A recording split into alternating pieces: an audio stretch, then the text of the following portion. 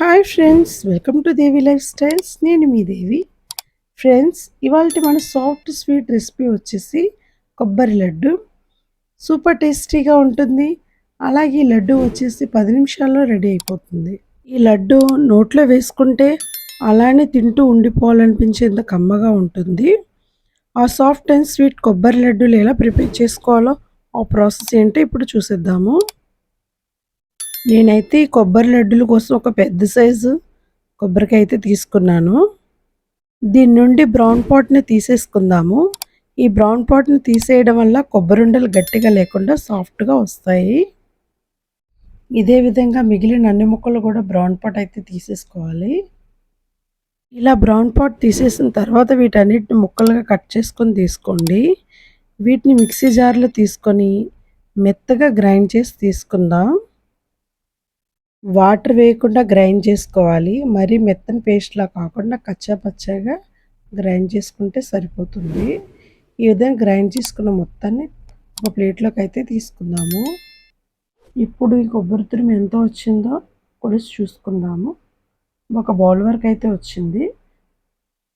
కొబ్బరి మిగిలిపోయినప్పుడు ఇలా ఇన్స్టెంట్గా వంటలు చేసుకుని తింటే వేడివేడిగా చాలా బాగుంటాయండి. స్టవ్ ఆన్ చేసుకొని ప్యాన్ పెట్టుకొని ప్యాన్లో 2 టేబుల్ స్పూన్ల వరకు నెయ్యిని యాడ్ చేయండి.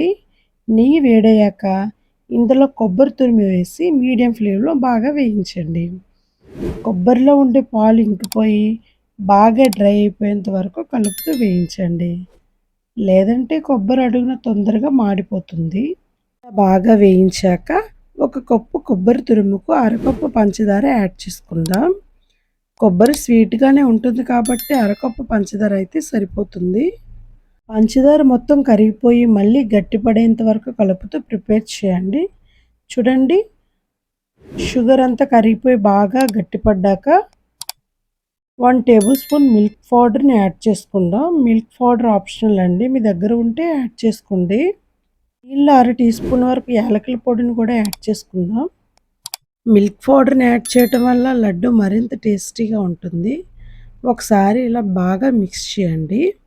అడుగంటకుండా ఇలా కలుపుతూ ఫ్రై చేయండి. కన్సిస్టెన్సీ ఇలా వచ్చాక స్టవ్ ఆఫ్ చేసి ఒక ప్లేట్లోకి అయితే తీసుకుందాం.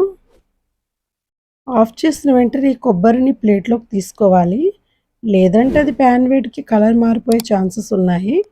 ఈ మిశ్రమం పూర్తిగా చల్లారిన తర్వాత మాత్రమే లడ్డూలు చేసుకుందాం. ఇలాగే అన్నీ కూడా లడ్డు చేసి తీసుకుందాం. మీరు కావాలంటే లడ్డు గార్నిష్ కోసం పిస్తాలు, కాజు, బాదం ఫ్రై చేసి వేసుకొని లడ్డూలు చేసుకోండి. అంతేనండి, మన సాఫ్ట్ అండ్ టేస్టీ కొబ్బరి లడ్డూలు అయితే రెడీ అయిపోయాయి. అలా వేడివేడిగా నోట్లో వేసుకుంటే వెంటనే కరిగిపోతాయి. అలాగే ఈ లడ్డూలు పంచదారతో కాకుండా బెల్లంతో కూడా చేయొచ్చు. బెల్లంతో చేసిన లడ్డూలు కూడా చాలా బాగుంటాయి. సో ఫ్రెండ్స్, ఈ వీడియో మీకు నచ్చినట్లయితే ఒక లైక్ చేయండి. మీరు కూడా ఈ రెసిపీ ట్రై చేసి మీకు ఎలా వచ్చిందని కామెంట్ సెక్షన్లో కామెంట్ చేయండి. టేస్టీ రెసిపీస్ కోసం మన ఛానల్ని సబ్స్క్రైబ్ చేసుకోండి.